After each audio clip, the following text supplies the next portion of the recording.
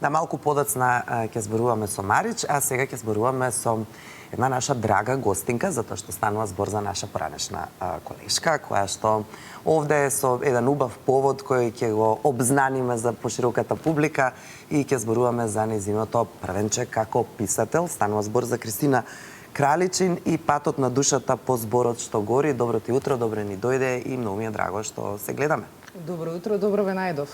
Одлично изгледаш. Благодарам. Морам много да забележам, да. Благодарам.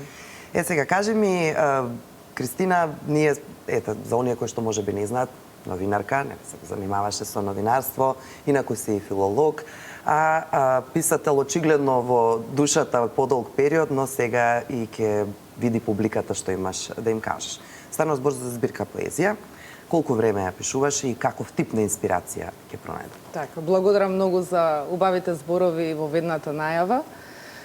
Точно е тоа дека долг период се собираше стихозбирката, бидејќи да се созре во писател треба одредено време да помине, нели, некој период на созревање, поготово ако тоа не ви е примарна цел во животот, нели, на почетокот кога сите се определуваме која вокација ќе ја имаме. Така што песните се собирани поради таа желба која што од секогаш сум ја имала уште од 2012-13 година, некаде да речеме една декада.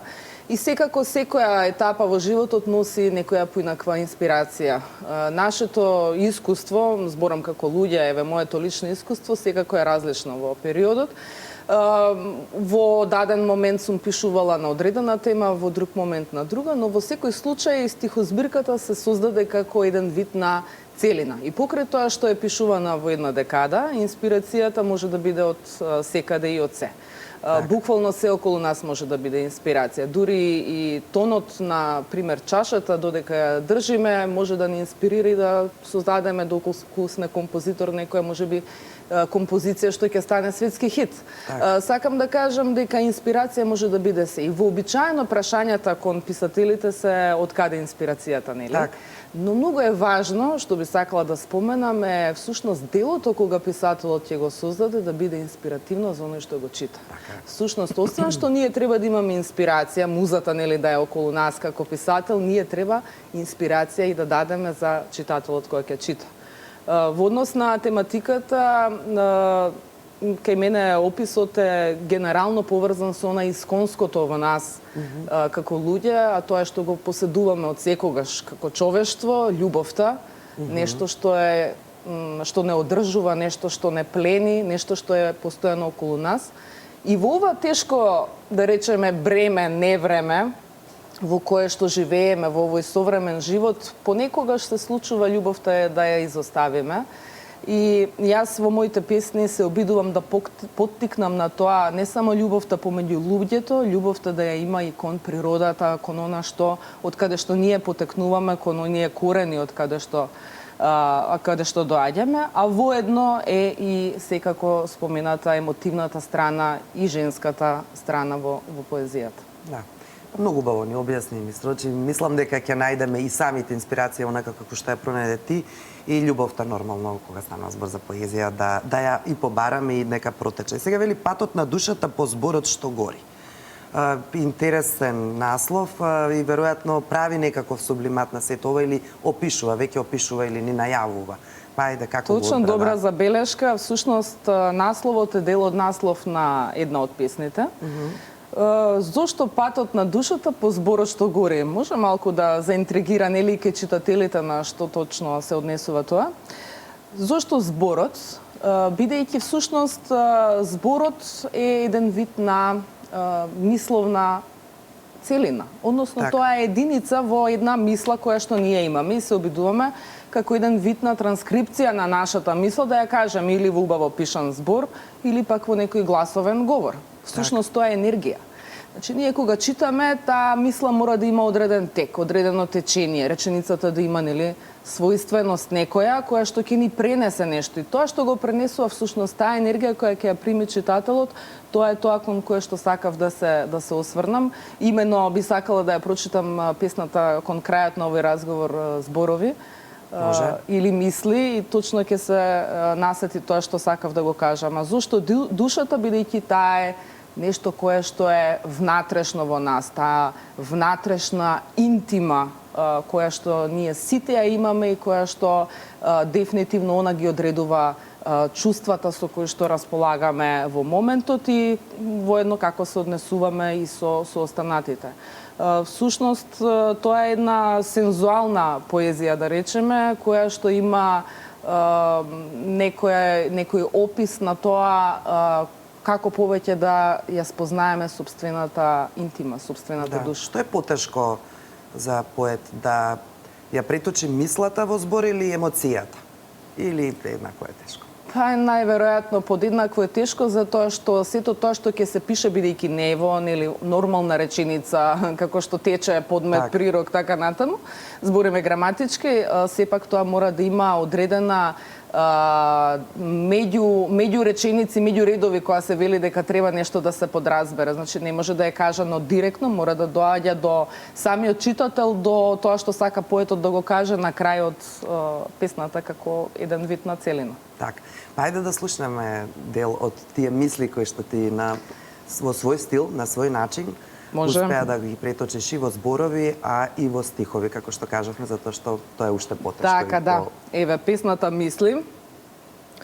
Кога ги затворам своите јата птици, не целам да почиваат в кафес, само предпочитам да не ги дробат своите крилја во црните хроники на денот.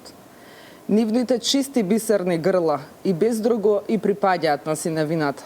Ќе ги пуштам да летнат тогаш, кога не ќе бидат еднина, тогаш, кога и други истородни ќе ги ослободат своите мисли и ќе се препознаат во овој суров свет честноста и човечноста. Така. Треба да се задлабочи човек, мора веднаш да кажеме дека не се толку едноставни ниту зборовите, ниту стиховите, ниту она што е ставено или не ќе кажам заробено, но вметнато нели во нив. И треба човек да можеби да се осами, да седне и онака да ужива во твоите стихови, да се задлабочи. Сите оние кои што ќе сакаат да го направат тоа, ќе треба да си ја купат оваа книга или пак да дојдат на промоција, може. Така, да. Промоцијата е утре, 20 октомври, во 17:30 часот, во Кафе Морис. Инаку издавачката куќа е Чудна шума. Значи, модератор на настанот ќе биде Билјана Црвенковска, уредничката, Сребра Ѓорѓиевска ќе биде промотор на настанот, а воедно ќе има и читање на дел од песните со Јована Аврамовска и Благој Чоровски. Секако секој заинтересиран и љубител на убаво пишаниот збор, книгите, поезијата, можеби на прецена македонски домашни автори, слободно може да дојде на промоцијата, бидејќи ќе има и воедно подпишување на книги. Така. Ние ги почитуваме и поддржуваме на овој начин македонските автори и ги каниме сите оние кои што сакаат да бидат дел од оваа промоција. Уште еднаш, значи утре во 17:30 во Кафе Морис. Поканети сте, повелете и да се запознаете, подружите и да пронајдете стихови за вас и инспирација во оваа прва книга на Кристина, но таа е само почеток на она што следува. Кажи ми што се планира понатам. Веќе имам изработено 2 романи, кои што допрва треба да влезат нели во онаа процедура што е само формална на печатење, меѓутоа се готови.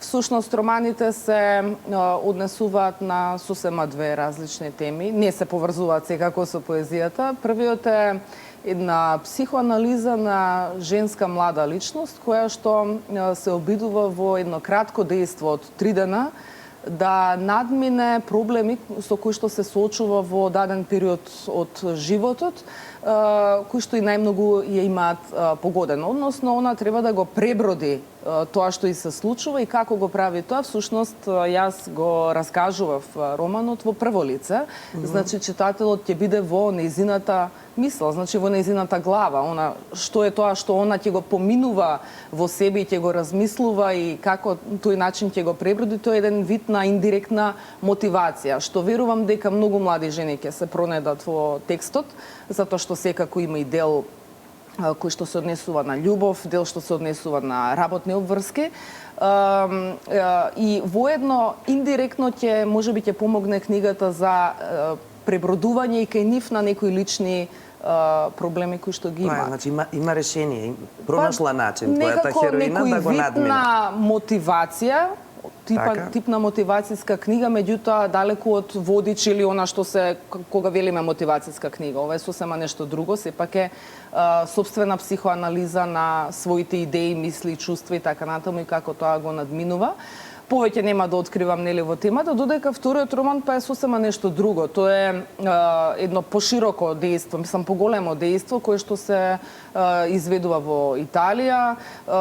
Тука се работи за користев теми кои што се современи од типот на мобинг на работно место, исто така љубовен некои испреплетување и воедно тоа се работи за млад човек кој што оди во Италија да едноставно го менува од корен сопствениот живот и понатаму веќе треба да се снаоѓа, нели? Меѓутоа апсолутно не очекува дека ќе наместо доди кон нешто подобро, дека ќе се случи мобинг на новото работно место, па други некои проблеми и воедно тука има еден дел застапен кој што се однесува на сурферството, кој што мислам дека и вака како тема не е застапен кај нас.